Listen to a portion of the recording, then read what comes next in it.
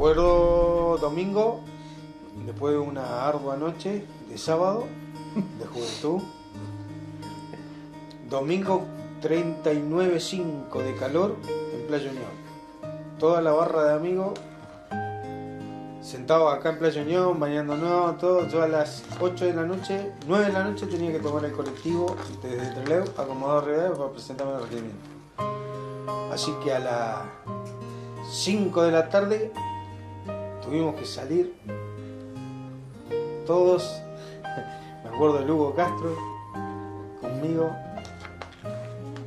despidiéndonos acá en la playa. Negro Romero, Mario Tornet, todo este hijo de puta sentado ahí, cagándose de risa porque nosotros no íbamos a la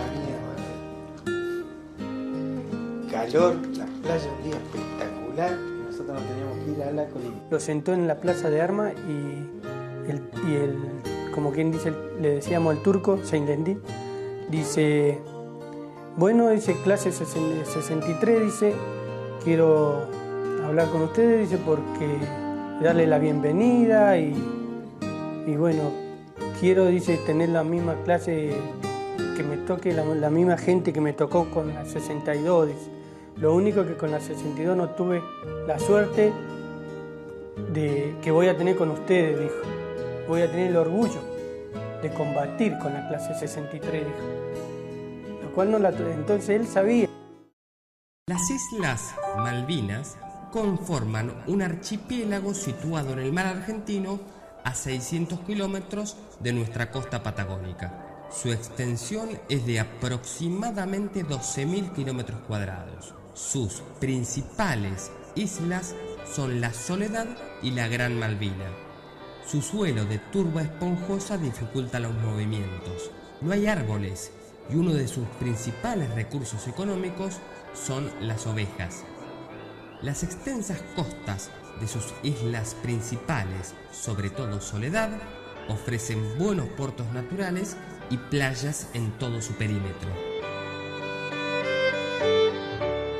La población total es de unos 2.000 habitantes y casi la mitad de ellos habitan en su capital, Puerto Argentino. En 1520, una de las naves de la expedición de Magallanes, comandada por Esteban Gómez, avista por primera vez las Malvinas de regreso a España. 72 años después, el marino inglés John Davis también las divisa, pero la cartografía inglesa de la época no las registra. Entre 1764 y 1767, el marino francés Bougainville funda el establecimiento de Puerto San Luis, autorizado por el rey de Francia. Ante la protesta de España, Francia reconoce sus títulos de soberanía y Bougainville devuelve la colonia en 1767 previo pago de una indemnización. España mantiene los gobernadores hasta 1811, año en el que los retira definitivamente y las Malvinas quedan bajo soberanía argentina. En 1829, por decreto del 10 de junio, el gobierno de las Provincias Unidas del Río de la Plata crea la Comandancia Política y Militar de las Islas Malvinas, nombrando en el cargo a don Luis Bernet, quien se instala de inmediato en Puerto Soledad y pone en marcha un floreciente establecimiento. Pero en 1831, la fragata norteamericana Lexington ataca y desmantela Puerto Soledad en represalia por la detención de 3 buques que violaban la ley argentina. El 3 de enero de 1833, sin otra razón que invadir un territorio, los ingleses toman posesión de las islas, desalojando a los soldados argentinos y a algunos pobladores. 10 años después, en 1843, las Malvinas son declaradas colonias británicas con el nombre de Falklands.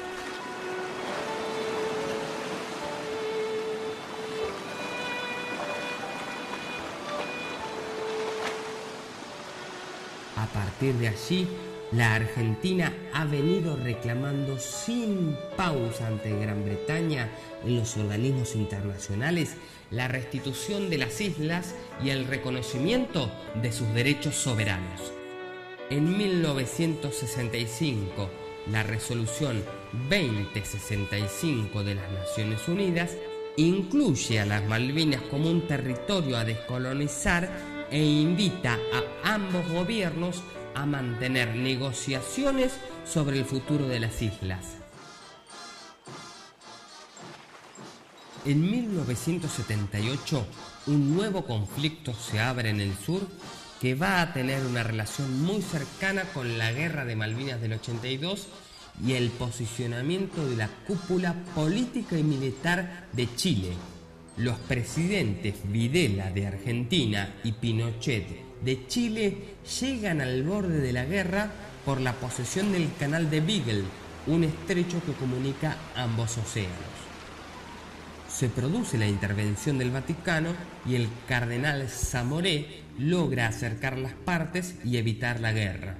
En nuestra provincia de Chubut se producen intensos movimientos de tropas y se alista a la sociedad ante la posibilidad de un conflicto armado. En medio de la tensión, Gran Bretaña reitera su acercamiento a Chile y la alianza entre ambas naciones se fortalece.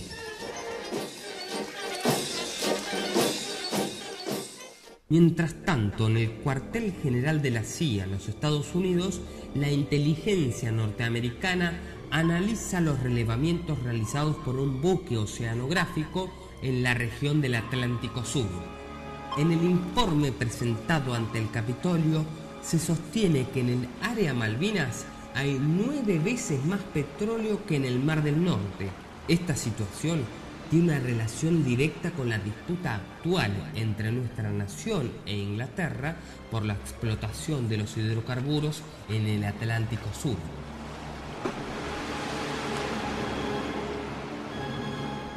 En mayo de 1979, la dirigente conservadora británica Margaret Thatcher asume el gobierno de Gran Bretaña. Very excited, very aware of the responsibilities. Her Majesty, the Queen, has asked me to form a new administration, and I have accepted. Mientras tanto, el lobby británico de las Malvinas mantiene su presión con el objetivo de no negociar nada con Argentina. Paralelamente, se evalúa la posibilidad de convertir a Malvinas en una fortaleza militar estratégica en el Atlántico Sur.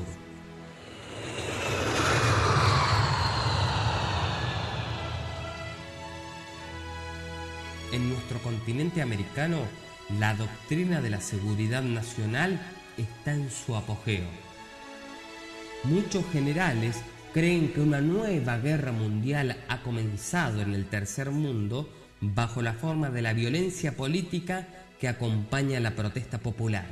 Esa violencia, según los Estados Unidos, obedece a una estrategia soviética en el contexto de la guerra fría ideológica entre el bloque capitalista y el bloque comunista con sede en Moscú. Consecuente con esta idea, el régimen militar argentino envía armas y asesores al dictador de Nicaragua, Anastasio Somoza, para enfrentar la rebelión popular. Sin embargo, la vieja dinastía se derrumba y el Frente Sandinista toma el poder. En el año 80, Ronald Reagan triunfa como presidente de Estados Unidos. Esta administración es recibida con entusiasmo en Buenos Aires y en Londres. Thatcher se siente más respaldada por la nueva dirigencia norteamericana y el liderazgo conservador de Reagan. La Junta Militar celebra la posibilidad de una coincidencia ideológica militar en el continente. La intervención militar argentina en América Central es planificada y supervisada por la CIA. Armas y cerca de 200 asesores argentinos son ubicados en Honduras, El Salvador y Guatemala. Los contras nicaragüenses viajan secretamente a Buenos Aires para recibir entrenamiento. las relaciones entre Argentina y Estados Unidos atraviesan un muy buen momento.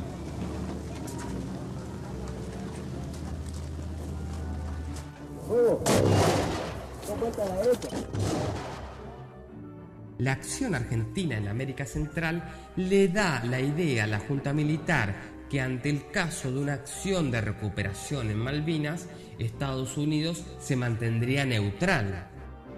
Pero además, funcionarios y diplomáticos de Estados Unidos alientan que ante una intervención argentina, ellos se mantendrían hands off, es decir, manos afuera, sin intervenir en el conflicto. Esta situación es interpretada como una luz verde para avanzar con las acciones en Malvinas.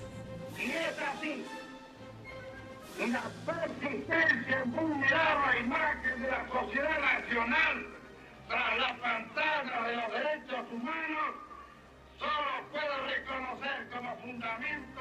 Mientras tanto, las negociaciones no avanzan en ninguna medida. Inglaterra decide congelar toda negociación y reivindicar el derecho de autodeterminación de los kelpers. La comunidad internacional desconoció la situación de autodeterminación porque se trata de una población ilegítimamente implantada mediante la usurpación de 1833. Además, ignora atender los deseos de los isleños, porque en el derecho internacional se refiere a considerar los intereses de los habitantes, que para el caso de Malvinas se relaciona con el interés de adoptar la soberanía nacional. En Inglaterra, el gobierno de Thatcher enfrenta una enorme crisis económica y política. El aumento de la desocupación y la violencia social son el producto de las medidas neoliberales que generan enormes rechazos. En este contexto de ajustes presupuestarios, la primer ministro decide el recorte de la flota de superficie para reemplazarla por costosos submarinos nucleares, los Trident. También hay oposición a los ensayos de misiles crucero en territorio británico.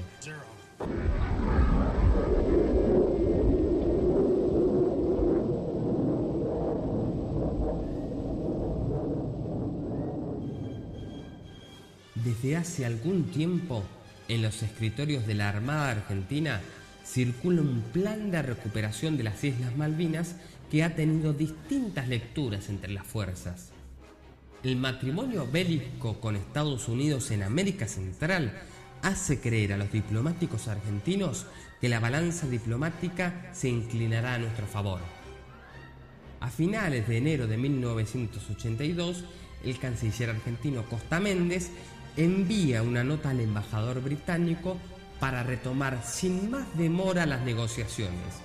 Inglaterra nuevamente guarda silencio y magnifica un episodio en las Islas Georgias del Sur, donde un grupo de operarios argentinos comandados por Konstantino Davidov llegaron para desmantelar una factoría ballenera. Estamos cumpliendo con un contrato de desmantelamiento de unas factorías balleneras. ¿Es por delegación de tareas de alguna empresa extranjera? Es una empresa, la nuestra es una empresa argentina, hemos contratado con una empresa extranjera británica y estamos ejecutando los contratos de desmantelamiento. ¿Su personal, cuántos son? 39 trabajadores. ¿Ese personal está armado? Le puedo contestar y negar rotundamente que ese personal está armado. Esta situación acelera el desencadenamiento de una serie de hechos. En consecuencia, la flota argentina zarpa desde la base de Puerto Belgrano, haciendo uso de su legítima defensa. Y el día 2 de abril, tras un breve enfrentamiento, cae la guarnición británica en Malvinas. La consigna de los mandos argentinos era realizar una acción militar sin provocar bajas británicas, con el objetivo de negociar en mejores circunstancias en las Naciones Unidas. En la acción cae herido de muerte el capitán Pedro Giachino y son heridos García Quiroga y Urbina, quienes son trasladados al Hospital Regional de Comodoro Rivadavia, donde el excelente personal sanitario logra salvarles las vidas. el Hospital Regional tendrá una destacada acción durante el conflicto de Malvinas y los días posteriores. La acción de recuperación estuvo muy bien coordinada entre las fuerzas y allí participaron muchos soldados que son oriundos de nuestra provincia. Por ejemplo, una parte del Regimiento de Infantería 25 de Sarmiento al mando del entonces coronel Mohamed Ali Zeineldin. Navegamos durante 3 días sin saber que la operación se hacía, porque todavía la orden no se había concretado, sumado a un mar embravecido que no nos permitía ni estar de pie. La operación se decide prácticamente 24 horas antes del desembarco. Está muy bien esto, que la verdad que el ejército ha cumplido con lo de ellos esta vuelta. Una opinión en este momento. Solidario con la actitud de gobierno. ¿Sobre qué? ¿Sobre las Malvinas? Y que tienen que defender a toda cuesta. ¿Qué le parece? No se imagina, ¿no? Más que las recuperamos por fin de cuántos años, más de un siglo. Me desperté muy feliz, chocha, una alegría muy grande. Estoy muy feliz, orgullosa. La emoción más grande que tuve esta mañana fue cuando vi que habíamos tomado otra vez las Malvinas. Sobre lo que está ocurriendo me parece perfecto, pero no sé las consecuencias que va a tener esto.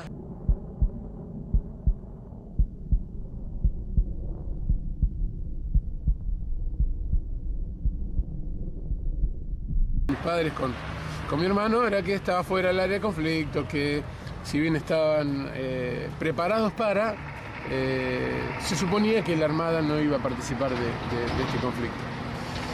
Y bueno, y después el 2 de mayo, donde nos enteramos del hundimiento del crucero, que ese sí, ya me agarra no me acuerdo en qué cursada de la carrera de Educación Física, yo estaba en primer año. Y bueno, ahí fue donde me enteré, toda una serie de sucesos más que ver con la familia que con lo de mi hermano en particular, porque mis padres se descompensaron, surgió toda una problemática por su salud de los dos. Yo tengo 5 hermanos más y bueno, se complejizó todo bastante y yo siempre lo digo, por ahí no pude ocuparme o no pude enterarme bien de lo que pasaba con el crucero, porque mi preocupación estaba en los que estaban en casa, en mi familia. Yo soy el hermano mayor y mi preocupación estaba centrada en ellos, ¿no? Mi hermano es desaparecido del crucero General Belgrano. Claro. Nosotros hasta el último momento, yo creo que hasta hoy, no tenemos noticia. No había un cuerpo, no había un parte que dijera el soldado Cabo Pintos falleció. En el borde de una herida que no duerme,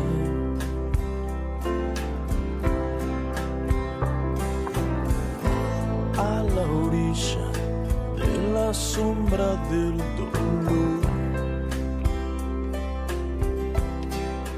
empiezo a calmar mis pies.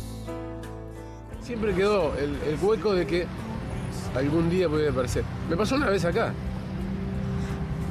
Abrir un diario y ver y la tengo guardada la foto del diario en mi casa, porque yo juraba, estaba convencido que ese pibe que estaba parado ahí era mi hermano. Muy parecido. Pero no, era un alumno de karate del profesor Carlos Cales de Trelew, un amigo que se parece mucho y en el diario salió más parecido. Entonces, esa esperanza, viste, perduró durante muchos años. Con el tiempo, bueno, y uno va madurando, va masticando eso más, se va perdiendo, se va haciendo más carne la realidad y bueno, se transforma en el recuerdo. Y voy a caminar sin luna, voy a hacer las huellas que nunca pisé, yo voy a inventarte, yo voy a buscarte. Éramos muy parecidos y muy rivales. Por ahí la vida nos hizo competir siempre en pequeñas cosas. Peleamos por pavadas. Yo me acuerdo que, una anécdota que siempre cuento, a mi hermano no sabía qué significaba la palabra corajudo cuando era chiquitito. Entonces yo le decía corajudo y él pensaba que era una mala palabra. Y eso era motivo de pelea.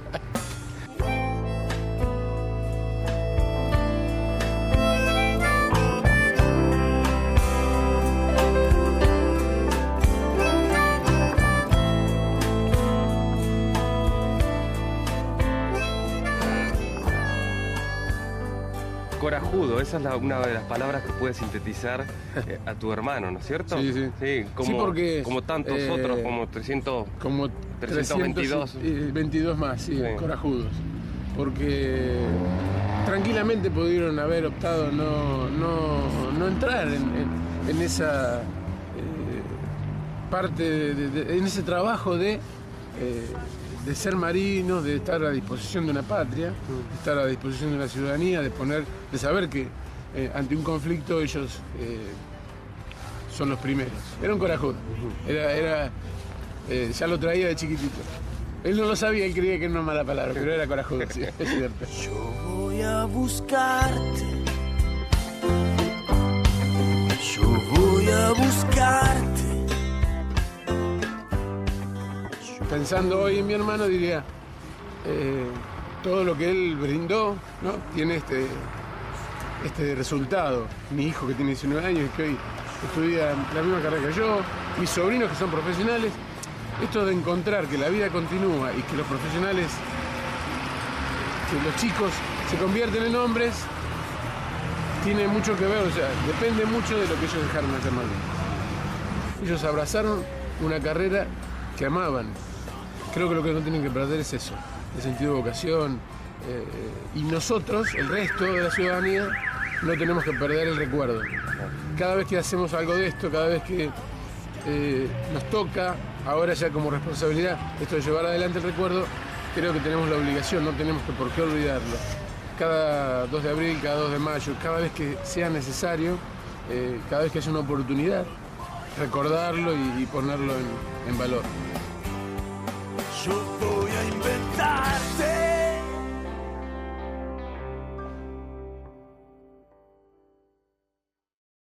Enfrentar todo tipo de situaciones complicadas, como la que enfrentaron nuestros soldados en Malvinas, seguramente nos hace reflexionar sobre nuestro propio destino.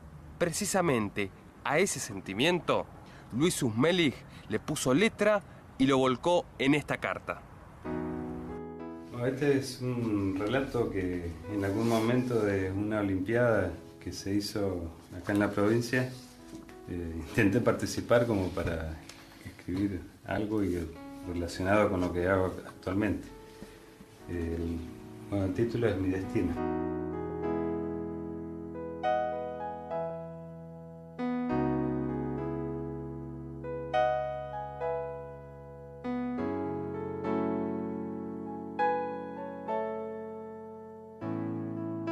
Quiso el destino que un 2 de abril llegara a Malvinas casi sin saber mi rol de combate. De a poco comenzamos a cavar en el suelo turboso y con rocas para construir las posiciones y también establecer comunicaciones a través de cables tendidos por el suelo húmedo y agreste. Los primeros de los tendidos fueron de Puerto Argentino hasta el aeropuerto. Después se extendieron hacia el faro, donde pasé la mayor parte de los días que duró la guerra, recibiendo las comunicaciones del puesto comando, también reparando la línea cuando era necesario.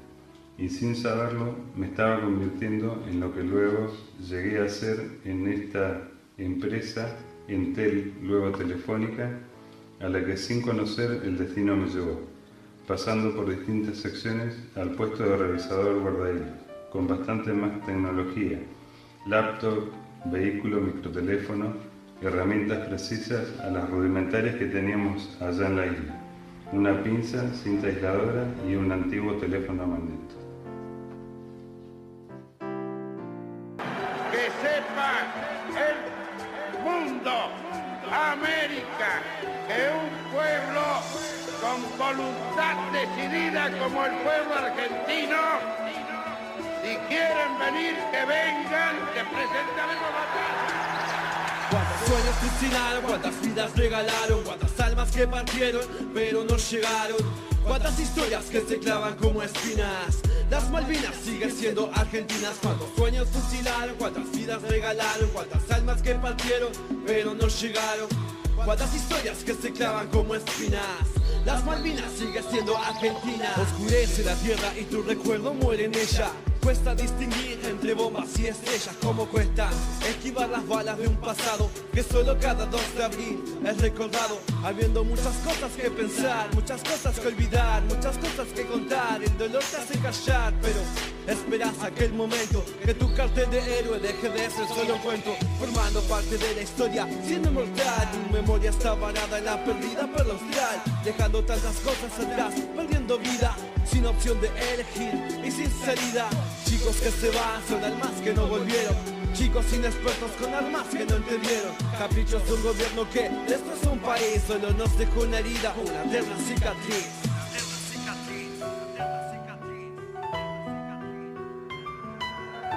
Para defender a la patria del invasor enemigo, no existe el frío, no existe el hambre, solo Dios y la patria.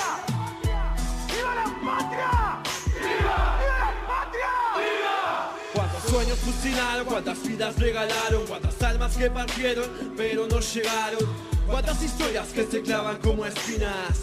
Las Malvinas siguen siendo argentinas. Cuántos sueños fusilaron, cuántas vidas regalaron, cuántas almas que partieron pero no llegaron, cuántas historias que se clavan como espinas. Las Malvinas sigue siendo Argentina. Celeste la esperanza de blancos corazones, el sol alumbra la bandera y a tus ilusiones. Heridas de una guerra dejan moretones, lágrimas se vuelcan en estos renglones. Emociones no se van, la memoria no se calla. Son recuerdos de esos chicos que maduran en batalla. Son puños levantados por justicia al saber que la basura está al mando de la milicia. Y hoy, tantos años después, continúa el estrés. Casi nunca entendés, todavía lo ves. Y hay un pueblo que no entiende el daño de valorar, de recordar una vez al año. Más allá de las medallas, un héroe nacional. Más allá del horizonte, la perdida perla austral. Más allá de los recuerdos, noches de llanto para el soldado bastejano. Y pensar que se fueron siendo adolescentes y volvieron con una madurez que no querían. Y pensar que defendieron la patria hasta con su vida. ¿Y cómo les paga el pueblo? Acordándonos de ellos cada 2 de abril y los demás días del año. Argentinos, tenemos más de 365 razones para acordarnos de ellos, como los héroes de orgullo nacional que merecen ser, y no con un feriado, no con una medalla, sino con el invaluable lugar en nuestra memoria, en nuestro corazón, por el resto de la eternidad. En Argentina, a partir de hoy y para siempre, queda determinadamente prohibido olvidar. Que les quede claro, prohibido olvidar.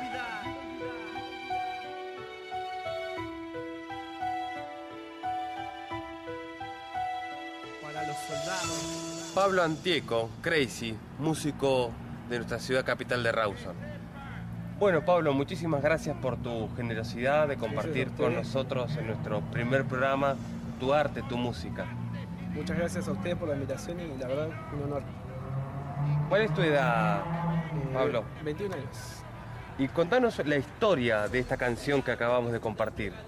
En realidad la canción en sí, bueno, Malvinas y todo lo que es historia argentina es algo que me apasiona desde muy chico, pero aprovechando un poco por ahí la influencia que tiene esta música, el hip hop, sobre los jóvenes más que nada, nace esta iniciativa de por ahí incentivar a pensar un poco en todo esto. Por ahí todo lo que son las generaciones de ahora están más pendientes de muchas otras cosas y no tanto de lo que es nuestro o lo que era nuestro, por decirlo así. Tuvo mucha repercusión el 2 de abril del año pasado, que fue el momento donde salió la canción al aire. El video en sí fue mostrado en varios canales del interior, en Córdoba, incluso en un programa, una edición especial en la radio Mitre de Buenos Aires y muchos otros sitios. Sin embargo, no le había cantado en vivo hasta marzo de este año, fines de febrero de este año en la fiesta del Pulpito. Algo que tuvo mucha más repercusión dado que fue ante 1.800 personas, una cosa así. Tu nombre también tiene una marca registrada en la historia de Malvinas y en lo que tiene que ver la participación chubutense en Malvinas. Pablo Antieco, ¿cuál es el parentesco que tenés con nuestro héroe Simón Antieco? El héroe Simón Antieco es el pariente directo por parte de mi papá, que es Rubén Antieco. que bueno, como vos decís, es un héroe con bastante participación de lo que es la provincia. Y bueno, me une todo lo que es eso y todo lo que es la historia del apellido por ahí, también un poco con todo eso. Bien. ¿Y cuál sería tu mensaje? Bueno, a través de la música ya estás diciendo muchas cosas, pero si tuvieras que ver a los jóvenes que nos están escuchando, que nos están viendo del otro lado de la pantalla, ¿qué palabras, qué frases le dirías sobre Malvinas a todos ellos que son de tu misma edad, muy jóvenes? Sí. Y bueno, la canción, más allá de tener toda una parte rapeada o cantada para los entendidos, al final hago una parte hablada donde justamente es eso. Hablo de por qué recordar un 2 de abril habiendo 365 días al año en los que se pueden pensar en todo esto. Por ahí ese mensaje no va tanto para los jóvenes solamente, puede ir también para los mayores, para todo tipo de personas. Ese es básicamente el mensaje de la canción y la música. Y dentro de esta repercusión que tuvo la canción, también hubo muchas cartas que recibiste de reconocimiento, ¿sí? La verdad que sí. Bueno, hice un video bastante casero, que es una recopilación de imágenes, un poco de la película Iluminados por el Fuego, que era algo que tenía en mano más que nada, y bueno, bastantes cosas como el discurso de Galtieri en Plaza de Mayo, cosas así. Recopilé información, videos, hice un video casero, para mí es hiper casero, que lo subí a internet por una cuestión de curiosidad, de ver qué pasaba. La verdad que tuvo miles de visitas, fue visto por gente de todos lados e incluso recibí cartas de agradecimiento de centros de veteranos de distintos puntos del país, lo cual me llenó de orgullo porque la verdad que un veterano que me dé gracias por una canción que la hice prácticamente casera es algo bastante grande para mí. ¿Cuál sería tu mensaje a los veteranos de guerra de nuestra provincia, Pablo?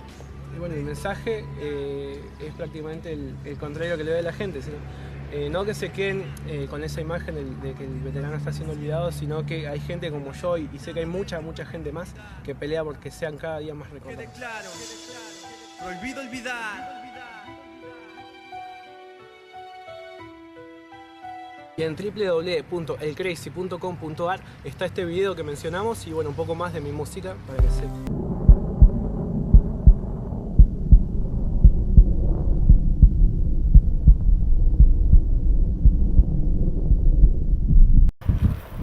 Yo la primera carta que le mando a él se la mando desde esta posición.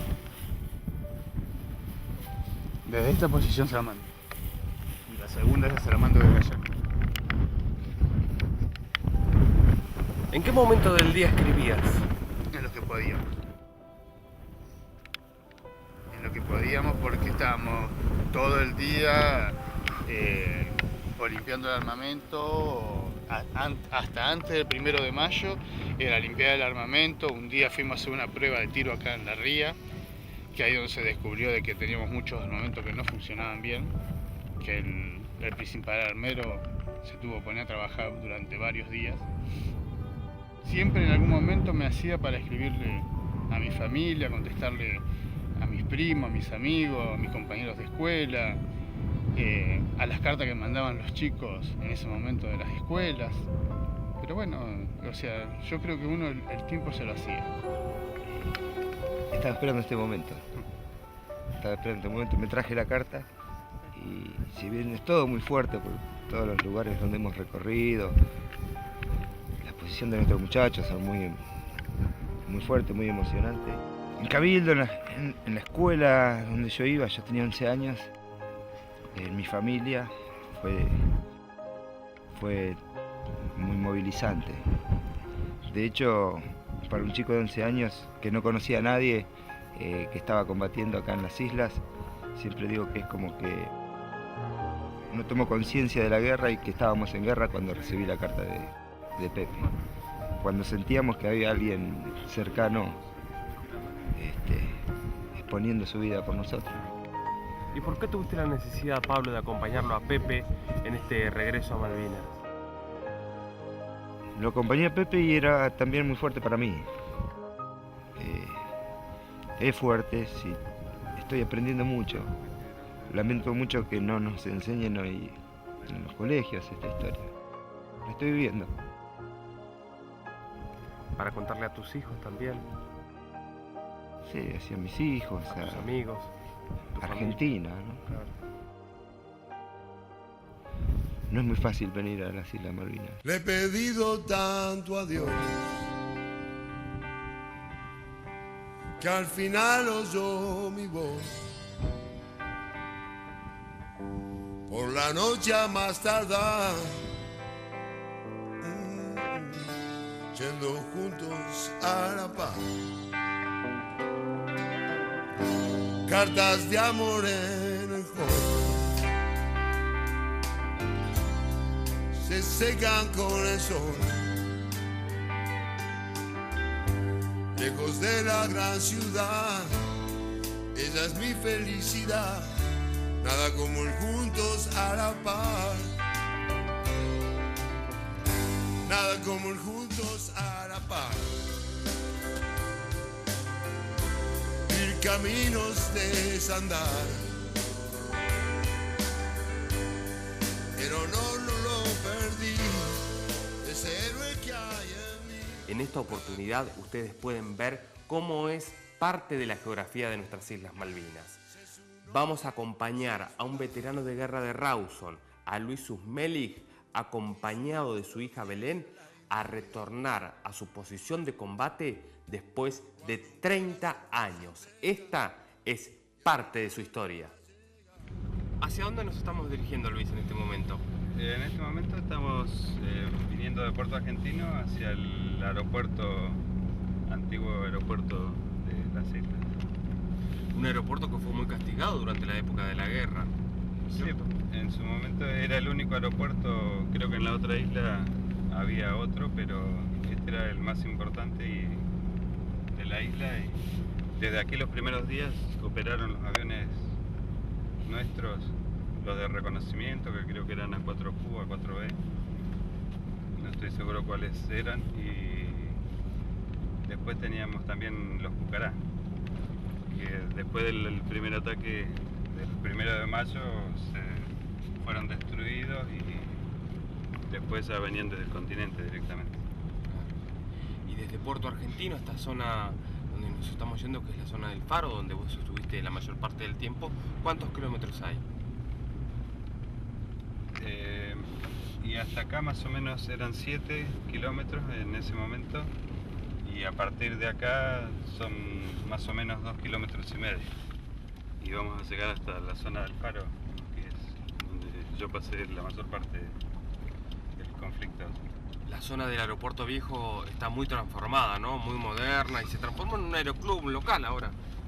Sí, está reconocible. Tendría que ver bien la parte de los edificios viejos, que sí, es el edificio que nosotros conocimos. Aparentemente hay dos importantes, uno de los dos debe haber sido el que estaba en aquella época, porque los demás hangares y todo lo que había alrededor quedó destruido. Y veíamos como una marca de la guerra esa pieza de la artillería antiaérea argentina, ¿no? Porque precisamente este aeropuerto era un objetivo que los argentinos custodiaban para permitir la llegada de los aviones de manera incesante. Sí, era el único contacto con el continente y el lugar de abastecimiento para toda la tropa. Todo lo que ingresaba a Malvinas ingresaba por este aeropuerto. Bien. Y en la zona del Faro donde vos te desempeñaste, ¿qué tipo de acciones cumplías? Yo atendía un teléfono que estaba comunicado con el puesto comando de la persona que tenía cargo de toda esta zona hasta cerca de Puerto Argentino. Estaban a cargo del teniente coronel Zaineldin, jefe del regimiento 25. Y nosotros le hacíamos la comunicación a él con 5 o 6 puntos importantes y estratégicos del grupo que él tenía cargo. Uno de ellos era el Faro, que en su momento yo hice todos los tendidos de las redes y después me tocó ir a atender un teléfono a esa posición. ¿Y qué se siente íntimamente estar llegando a la posición, a tu lugar, a tu trinchera de combate, digamos, después de 30 años? ¿Cómo lo vivís internamente? Realmente hasta ahora no he podido descargar la emoción que te da, pero me parece que ya la estoy sintiendo. Creo que después de 30 años, por ahí hoy voy a descargar alguna emoción. Para reencontrarte con el lugar donde estuviste, donde compartiste tantas horas. Y tenemos la oportunidad de tener la llave para acceder, ¿no es cierto?, al interior. Sí, por suerte hasta ahora yo pensé que esto no lo íbamos a poder hacer, porque pensé que iba a haber más restricciones, pero realmente por casualidad y conversando con una persona en el aeropuerto de Río Gallegos, me entero que se podía pedir la llave, y bueno, hoy después de recorrer 2 o 3 lugares de información, logramos contactarnos con el museo, el cual una especie de alquiler de la llave para ingresar al interior del faro. Muy bien, entonces en poquitos minutos ya vamos a estar en el lugar donde tuviste tanto protagonismo durante la guerra, y en este caso, Luis, acompañado por tu hija, por Belén. Qué condimento especial que tiene este viaje. Y esa es mi emoción más grande, que ella pueda conocer este lugar, digamos. Ya ayer vivió el clima isleño que yo tanto le comenté, está viendo todo lo que yo le he relatado, ahora lo irá reviviendo en su mente y viendo que es más o menos como se lo debe haber imaginado, como yo se lo he contado. Así que es una emoción muy grande para mí que ella pueda compartir esto conmigo. Estamos aproximándonos a una zona que nos puede dar algunos objetos que nos recuerdan la guerra de hace 30 años, ¿no, Luis? Sí, yo creo que en esta zona vamos a encontrar cosas que han quedado dispersas por ahí, porque creo que va a estar bastante intacta. La zona no está muy modificada. Esto sigue siendo una huella como en la época. Yo pasé una sola vez en un vehículo por acá y había lugares que tuvimos que pasar un vado bastante grande de agua, importante, que yo pensé que el vehículo le iba a costar más, y después siempre lo hacía caminando. Una sola vez pasé en vehículo. Pero por lo que veo está bastante parecido a aquella época, no se ha modificado como en otros lugares que se han hecho rutas. Y por acá, unos 400 metros, 300 metros antes de llegar al faro, vamos a encontrar algunos restos, porque ahí había una compañía completa. Nosotros éramos un puesto de avanzada y cuando nosotros, no me sale la palabra, veíamos algo, nos replegábamos hasta donde estaba la compañía. ¿Para quién es ese pedacito de línea que llevas? No sé, la llevo.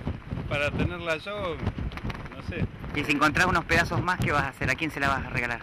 Sí, no sé, capaz que a mis viejos, que son los que más sintieron, o sea, mi familia, mi hija, por supuesto, mi señora, nos quedaremos nosotros y mis viejos, pero con mis viejos por ahí me da, no sé qué, mucho hablarles o contarles cosas, porque me imagino lo que debe ser para un padre tener un hijo en la guerra, ¿ves? Muchas emociones, ellos sufrieron mucho y por ahí no lo demuestran, pero por dentro deben tener todavía el dolor de ese momento, y recordarlo, cada vez que yo les cuento algo, recordarlo es como volver a revivirlo, me parece. Dos almas extrañas van a verse hoy, no se habían cruzado nunca bajo el sol, y al mirarse así sabrán quiénes son, que estaban marcados, la cuenta empezó. El reloj marca el tiempo final, y ese anhelo largo va a terminar. Trenes que se mueven, los aviones se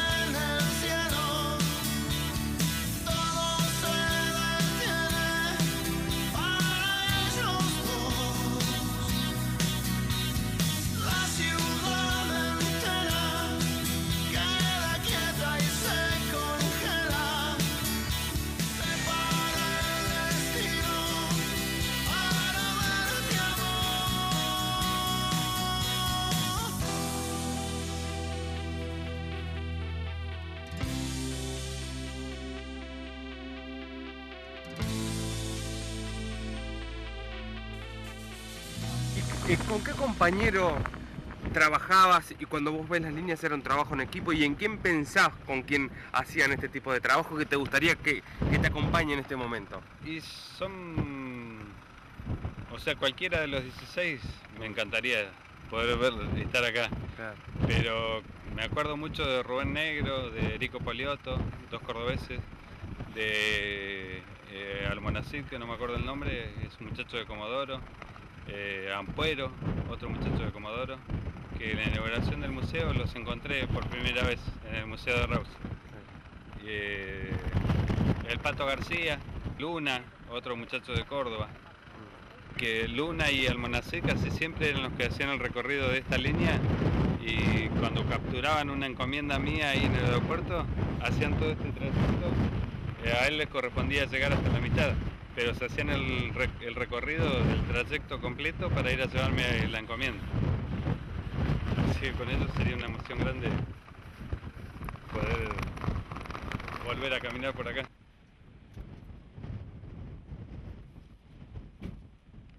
Bueno, vamos llegando a la zona del faro, Luis, por fin. ¿Cómo Llegamos. era? Llegamos. Bien. ¿Y cómo era en tu época por dentro y vamos a compararlo como está ahora? Sí, la estructura del faro en sí es la misma, solamente que tenía adosada una casa bien pegadita a la misma estructura del faro, y después hacia el costado tenía un galponcito que se utilizaba como taller, algo así. Y después en ese medanito que se ve ahí con yuyitos bastante crecidos, sí. Vamos a ver si todavía se encuentra el pozo de donde estaba yo, la trinchera, que era el lugar donde estaba el capitán. Era media, según el padre Martínez, era las mejores trincheras que había visto en la zona. Bueno. Porque habíamos enterrado un gallinero, una casita de madera completa abajo del médano. Eso en la época que yo estaba no era así con yuyo, era un médano de arena peladito, que en algunas fotos se alcanza a apreciar. Ahora no sé, han crecido algunos arbustos. ¿Me contabas la historia de tu papá? Sí, no, te contaba un sueñño. Yo en uno de esos días soñaba que todavía está el alambradito ese, y había una tranquerita ahí que está abierta. Ahora está cerrada, pero en ese momento la teníamos permanentemente abierta. Y yo un día soñé que mi papá llegaba por esa tranquera. Y yo le decía, ¿pero qué haces acá? Y él me decía, vengo a ayudarte, hijo. Y yo le decía, no. Bueno, estaba preparado para esto. Se ve que la fuerza que él le hacía desde allá estaba conmigo ayudándome.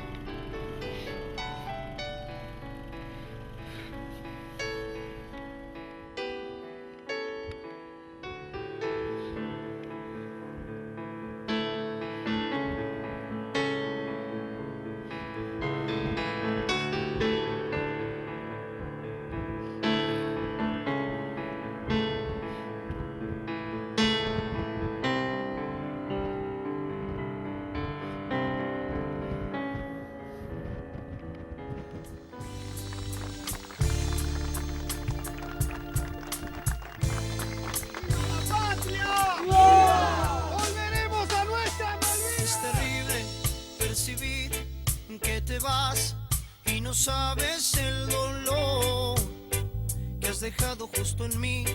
Te has llevado la ilusión de que un día tú serás solamente para mí o para mí. Muchas cosas han pasado, mucho tiempo, fue la duda y el rencor que despertamos al ver que no nos queríamos. No, ya no nos queríamos. Oh, no. Y ahora estás tú sin mí. ¿Y qué hago con mi amor? El que era para ti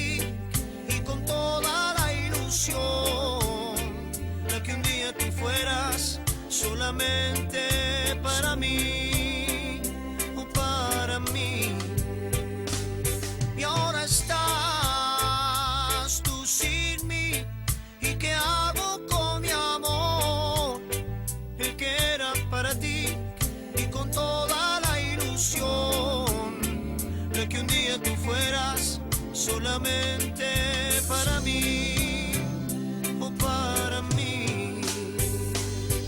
Hoy comprendo, puedo ver que el amor que un día yo te di no ha llenado tu interior, y es por eso que te vas alejándote de mí y sin mirar hacia atrás, hacia atrás. Pero yo, corazón, entendí en el tiempo que pasó que no nos servía ya la locura de este amor, que un día sí se fue y que nunca más volvió, no volvió. Y ahora estás tú sin mí, ¿y qué hago con mi amor? El que era para ti y con toda la ilusión, la que un día tú fueras solamente para mí, o para mí. Y ahora estás tú sin mí, ¿y qué hago con mi amor? El que era para ti y con toda la ilusión, la que un día tú fueras solamente para mí.